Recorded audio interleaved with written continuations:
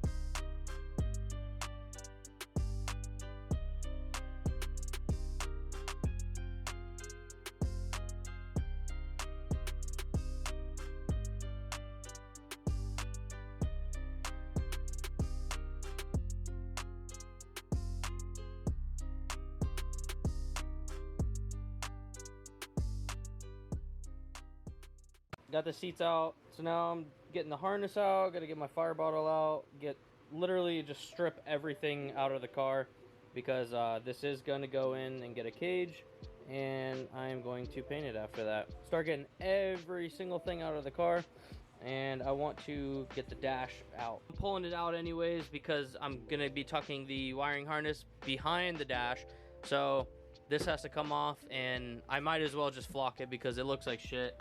You know, typical old 240 dash, cracks everywhere over there. So yeah, get to going. All this is, God, this is fucking heavy. Sit. Say it's about 40 pounds, honestly, and wiring and all the bullshit. Let's take a look at it now. Wow. It looks so much cleaner.